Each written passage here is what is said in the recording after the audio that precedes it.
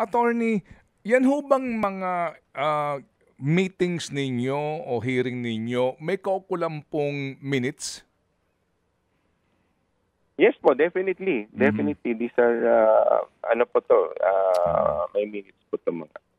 Halimbawa po, yung humarap po sa inyo si Senator Chis Escudero o si Senator Grace po, ano hong pinag-usapan doon? Kasi hindi po namin alam eh. Ganun po. Alam niyo ho yun, yung taong bayan, na, may pumunta po sa inyo na ilang senador, ano po, hindi po namin alam. Yung po mga ganun na yan ho ba formal hearing? Humarap ba sila sa 3 miyembro ng komisyon? Nagkaroon ba ng tanungan? Ano po nangyari? Ganun po nangyari ay similar naman po sa any other, not similar, but almost the same po, no? It's really not naman po yung formal hearing, especially pagka resource persons po to.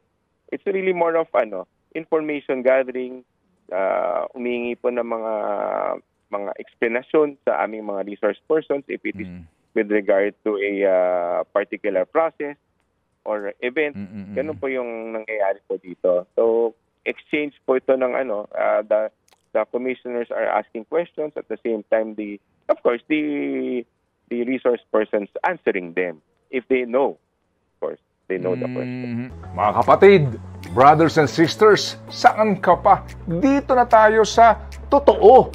Dito na tayo sa True FM. Mga kapatid, mag-subscribe and follow po kayo sa social media accounts ng True Network PH. Yan po kami. Hanapin nyo lang True Network PH, Facebook, Instagram, YouTube, TikTok, and podcast.